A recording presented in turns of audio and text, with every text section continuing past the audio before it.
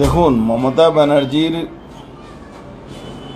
বিরুদ্ধে কোনো একটা কথা বললেই এফআইআর হয়ে যায়। জিতেন্দ্র তিওয়ারি কাপড় বাঁটছিলেন, ওখানে বেটে চলে গেছিলেন, তারপরে মানুষের মধ্যে একটু হইচই ভগদড় হওয়ার জন্যে একটা দুটো লোক মারা গেছিল, ওনার নামে এফআইআর হলো। আজকে মমতা ব্যানার্জি সরাসরি বলছেন কি সিএসসি এর দায়ী আছে, অথচ সিএসসি বলছে কি আমরা দায়ী নাই, এটা পৌরসভা মানে কলকাতা কর্পোরেশনে দায়ী, যতগুলো স্ট্রিট লাইট হয় সব কলকাতা কর্পোরেশনে আন্ডারে পড়ে। তাহলে মমতা ব্যানার্জি মুখে কথা বলছেন, দু মুখ তো শুনেছিলাম, এখানে তো চারটে মুখ হয়ে যাচ্ছে। 11 জন মারা গেছে, সিএসসি যেহেতু মাল দেয়, সিএসসি যেহেতু টাকা দেয়, ওই গোয়েনকা সঞ্জীব গোয়েনকা টাকা দিচ্ছে। 2016 ডেমোনেটাইজেশন হয়েছিল না, ডেমোনেটাইজেশনের সময় প্রায় 1600 কোটি টাকা মমতা ব্যানার্জি ক্যাশ টাকা, এই পার্টির ক্যাশ টাকা ও চেঞ্জ করিয়েছিল নিজের কোম্পানি থেকে, সিএসসি থেকে। ওই যে ডিমোনেটাইজেশনের সময় যে টাকাগুলো যে ঘোরান, নতুন টাকা পাওয়া, নোটবন্দির সময় সেই পার্টির যে তোলাবাজি টাকাগুলো ওখানে চেঞ্জ হয়েছিল সিএসসি থেকে, সঞ্জীব গোয়েঙ্কা নিজের কোম্পানির মাধ্যমে করিয়েছিল। এটা নিয়ে ইনকাম ট্যাক্স ডিপার্টমেন্টে তদন্ত চলছে, পরে তদন্ত জানি না কি হলো। অত বন্ড কিনছে দুনিয়ার।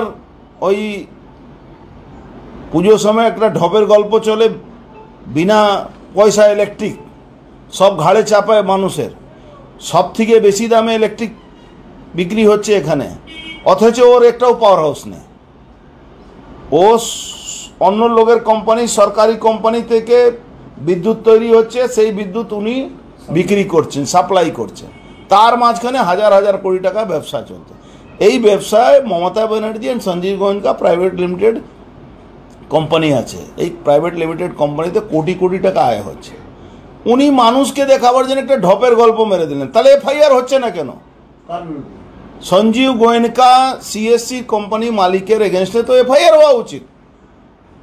এফআইআরে বিএনএসে বলা আছে বা আইপিসিতে বলা ছিল কি এটা অনিচ্ছাকৃত মানে হত্যা, কিন্তু হত্যা তো উনি একদিকে বলছেন সিএসসি দায়ী আছে, সিএসসি-কে চাকরি দিতে হবে, সিএসসি-কে কম্পনসেশন দিতে হবে।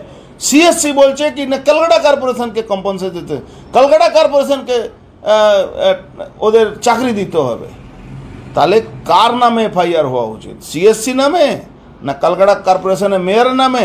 মমতা ব্যানার্জি কেন এফআইআর করাচ্ছেন না? ওয়াই, কেন করাচ্ছেন?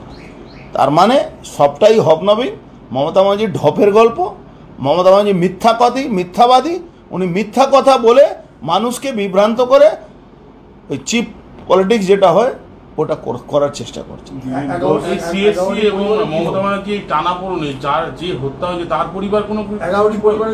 দেখুন, তার পরিবার কাছে তো মমতা ব্যানার্জি দাঁড়াবে না, মমতা ব্যানার্জি তো মিথ্যা কথা বলে। মমতা ব্যানার্জি যখনই দেখবেন কে মারা গেল, মমতা ব্যানার্জি চাকরি দিয়ে দিচ্ছি। আরে একটা পার্মানেন্ট চাকরি আপনি দেখিয়ে দিন তো, চাকরি দিয়েছেন।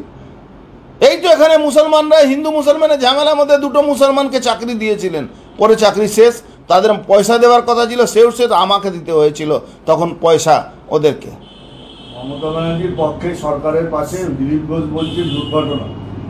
দেখুন, দিলীপ ঘোষের কথা ব্যাপারে আমাকে পার্টি বারণ করেছে, উনার কথা উনি বলছেন, উনার জবাব পার্টি উনাকে দিয়ে দিয়েছে, আমার বলার কিছু নেই।